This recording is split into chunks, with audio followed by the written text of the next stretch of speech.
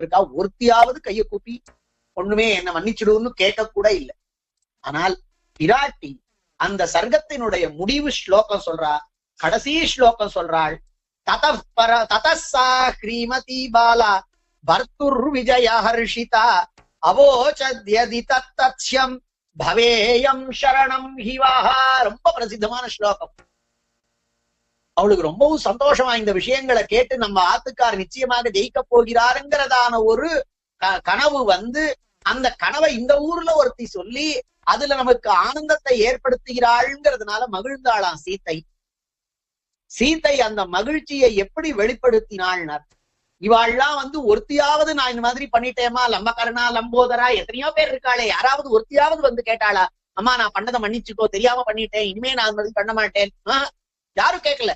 ஆனா பிராட்டி சொன்னாள், நீ சொன்னது சத்தியமா இருந்தால் எப்படி ததசா ஸ்ரீமதி பாலா, அந்த ஜெயித்த பொழுது கூட வானத்தை பார்த்தேன் பூமியை பார்த்தேன்னு இல்லையா, வெட்கத்தோடு இருந்தாளாம். நம்ம ஆத்துக்கார் வந்து அத்தனை பேர் பார்க்கறதே கை தூக்கிட்டு போறாருன்னா இவளுக்கு வெட்கமா இருந்ததா, சந்தோஷம்.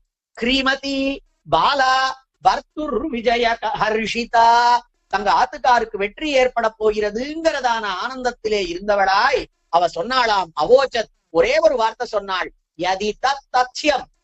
அம்மா திரிஜட்டா, நீ சொல்லறது உண்மையாகுமானால், அது உண்மையானால், யதி தத்த்யம், எங்க ஆத்துக்கார் ஜெயிப்பாரானால், ராவணன் தோற்பானானால், அவ யாருமே கேட்கல, பவேயம் சரணம் ஹிவாஹா, உங்களுக்கு நான் சரணமாக இருப்பேன், உங்களை நான் ரட்சிப்பேன், பெருமாளிடத்திலே நான் சொல்லி உங்களுக்கு ரட்சணம் பண்ணி கொடுப்பேன்னு சொன்னாள். அவ கேட்காமையே. எதனால? திரிஜட்டா பேர்ல இருக்கக்கூடியதான ஒரு பாந்தவியத்தினால், அவ்வளவு நல்ல வார்த்தையை சொல்லி இருக்காளே. அதனாலதான் பிதாமகம் நாசமுனிம் விலோக்கிய பிரசீத மத்விருத்தம் அச்சிந்தயித்வா, அங்கெல்லாம் பிரபத்திய பண்ணாள்.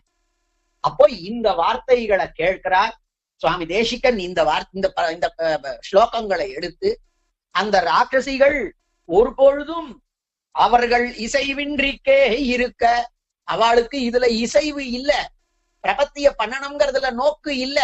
ஏன்னா அவள் நிரந்தரமா நாம தான் இருக்க போறோம்னு நினைச்சிட்டு இருக்காள். சத்வ பிரகிருத்தியான திரிஜட்டையோடு அவர்களுக்கு உண்டான துவக்காலே, அவள் திரிஜட்டையோடு ஒரு சம்பந்தம் இருக்கு. அவளும் ராட்சசி, இவாளும் ராட்சசி, இவளும் ராட்சசி.